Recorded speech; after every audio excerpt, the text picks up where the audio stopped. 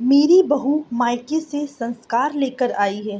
प्रीति एक मध्यम वर्गीय परिवार से है। प्रीति की शादी एक बहुत ही बड़े परिवार में हुई, जहां एक और प्रीति का मायका सामान्य स्तर का था, तो वहीं दूसरी ओर उसका ससुराल उच्च वर्गीय। प्रीति के पिता की इतनी हैसियत नहीं थी कि वो शादी में बहुत ज़्यादा दान दहेज दे सके, लेकिन उन्होंने अपनी बेटी को संस्कार बहुत ही अच्छे दिए थे। प्रीति की माँ और पापा ने हमेशा उसे सिखाया था कि ससुराल जाकर अपने सास ससुर को बिल्कुल अपने माता पिता जैसा सम्मान दे, घर के छोटों को प्यार दे, ननद देवर को भाई बहन समझे, छोटी छोटी बातों को का बखेड़ा ना बनना दे। और प्रीति ने ऐसा ही किया। उसने ससुराल आकर सबको पूरी तरीके से अपना लिया। उसके प्यार और समर्पण से जल्द ही उसके साथ सास ससुर ससुर उससे बहुत ही स्नेह रखने लगे। शुरुआत में उन्हें थोड़ा महसूस भी हुआ कि प्रीति अपने मायके से ज़्यादा कुछ नहीं लाई है, पर प्रीति के संस्कारों के आगे धन दौलत सब फीका था। अब उन्हें किसी दान दहेज की कोई लालसा नहीं थी और न ही प्रीति से कोई शिकायत, क्योंकि प्रीति के रूप में उसके माता पिता ने उन्हें अनमोल हीरा दिया था। अब सब लोग, खासकर प्रीति की सास सुनंदा, उसे विशेष स्नेह रखती। प्रीति के सद्व्यवहार ने उनकी आत्मीयता को संतुष्ट कर दिया और सुनंदा को अपनी बहू प्रीति पर गर्व था। प्रीति की चचेरी सास और सुनंदा की देवरानी अक्सर ही प्रीति और सुनंदा को प्रीति के मायके के सामान्य स्तर और उसके मायके से आए कम एवं सस्ते उपहारों को लेकर ताना मार देती, तो सुनंदा उन्हें समझाती कि मैंने बेटे राहुल की शादी इसलिए की ताकि राहुल को अच्छी पत्नी मिले और घर को बहू, ना कि धन दौलत। अब मन को समझाने के लिए कुछ भी कह लो जीजी। चाची जी मुंह बनाकर बोली, आप देखना, मैं मेरे बेटे संजय की शादी कितने बड़े खानदान में करती हूँ, मुझे बहू भी मिलेगी और दौलत भी। तो सुनंदा चुप हो गई। समय अपनी रफ्तार से बढ़ चला। 5 महीने ही बीते होंगे कि प्रीति की चचेरी सास के बेटे की शादी भी हो गई। बहुत ही बड़े और अमीर खानदान में शादी हुई। लड़की को खूब सारे गहने, संजय को कार दी, बहुत महंगे महंगे तोहफे दिए, बहुत सारा कैश और उपहार भी दिया। चाचा चाची तो खुशी से फूले नहीं समा रहे थे। प्रीति का ससुराल और चाची का घर आसपास ही थे, तो जाने अनजाने ही प्रीति और उसकी देवरानी निशा की तुलना हो ही जाती थी। अंदर के गुण तो कोई नहीं देखता, पर लोग अक्सर ही माता पिता द्वारा दिए गए उपहारों की चर्चा करते। शादी हो तो ऐसी, देखो निशा के पिता ने कितनी शानदार शादी की है, कितना कुछ दिया है, जबकि प्रीति के पिता ने कुछ नहीं दिया। प्रीति को यह बात बहुत बुरी लगती, पर वो कुछ कह नहीं सकती थी, क्योंकि अभी उसकी शादी को भी ज़्यादा समय नहीं हुआ था और उसके ऐसे संस्कार भी नहीं थी कि वे बड़ों को पलटकर जवाब दे। सुनंदा सब कुछ समझ रही थी। उन्हें प्रीति की तकलीफ का एहसास भी था और वो सही वक्त का इंतजार कर रही थी, जब प्रीति का साथ देकर उसका मान सम्मान बढ़ा सके। 1 महीना ही हुआ होगा कि निशा ने अपने रंग दिखाने शुरू कर दिए। रोज रोज की कहा सुनी शुरू हो गई। कभी वो सुबह सोकर नहीं उठती, अक्सर ही 9 या 10 बजे सोकर उठती। खाना बनाना तो दूर, कभी किसी को चाय तक बनाकर नहीं दी उसने। अक्सर ही अपने माँ बाप के द्वारा दिए हुए दहेज का बखान करते हुए कहती कि मेरे मम्मी पापा ने पैसा इसलिए नहीं दिया है कि मैं आप लोगों की सेवा करूं, बल्कि इसलिए दिया है कि मैं यहाँ ठाठ से रहूं। मुझसे कोई उम्मीद मत करना। निशा तो संजय की भी नहीं सुनती।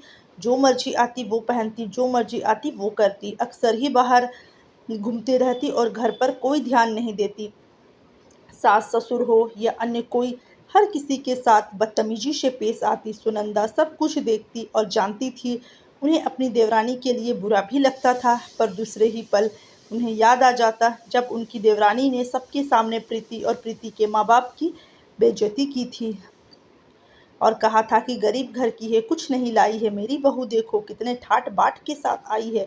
और प्रीति की आंखों से आंसू बह गए थे। उन्हें बहुत बुरा लगा अपने बहू के लिए।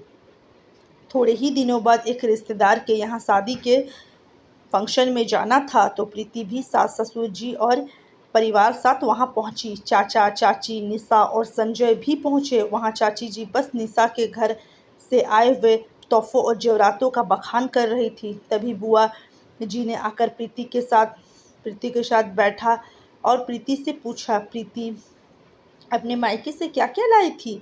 प्रीति की नज़र झुक गई। तभी सुनंदा जी ने बड़े ही स्वाभिमान के साथ कहा, हाँ मैं जानती हूँ कि मेरी बहू ज़्यादा तोहफे और जेवर नहीं लाई है, लेकिन उसकी हमें कोई आवश्यकता ही नहीं है। हमारे घर पर सब कुछ है। मेरा बेटा अच्छा खासा कमाता है और प्रीति भी पढ़ी लिखी लड़की है। वो जिस दिन चाहे उस दिन नौकरी कर सकती है।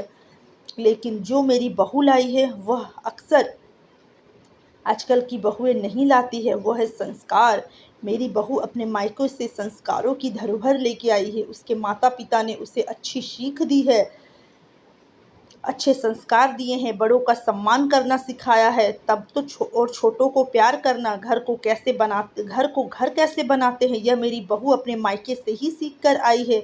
तो मुझे नहीं लगता कि इससे बड़ा कोई और दहेज हो सकता है, या इससे ज़्यादा कोई माता पिता अपनी बेटी को कुछ और दे सकते हैं, क्योंकि जिस माता पिता ने अपनी बेटी को संस्कार और घर संभालने की सीख दी हो, उसकी बेटी को किसी और दहेज की ज़रूरत ही नहीं है।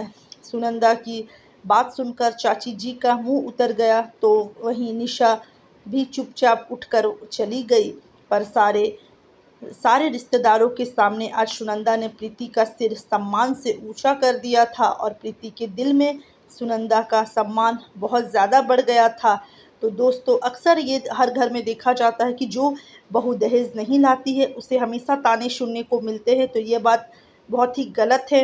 अपनी राय कमेंट बॉक्स में कमेंट ज़रूर करें, और आपसे एक सवाल है, अगर आप सवाल का सही जवाब दीजिएगा तो आपके कमेंट को पिन कर दिया जाएगा। सवाल यह है कि भोलेनाथ की पत्नी का क्या नाम था? अगर आप सही आंसर देते हैं तो आपके आंसर को कमेंट बॉक्स में पिन कर देंगे। तो दोस्तों चलिए, वीडियो यहीं तक था। अगर वीडियो अच्छा लगा होगा तो वीडियो को लाइक ज़रूर कर दें। चैनल पर नए आए हो तो चैनल को सब्सक्राइब जरूर कर दें, ताकि रोज़ाना आप लोगों को इसी तरह की अच्छी अच्छी कहानी सुनने को मिलती रहेंगी। चलिए मिलते हैं अच्छी सी कहानी के साथ। तब तक के लिए अपना ध्यान रखिए, खुश रहिए, मस्त रहिए, खुशियाँ बांटिए। आपका बहुत बहुत धन्यवाद वीडियो में अभी तक बने रहने के लिए। चलिए मिलते हैं कल। Bye bye, take care, thanks for watching.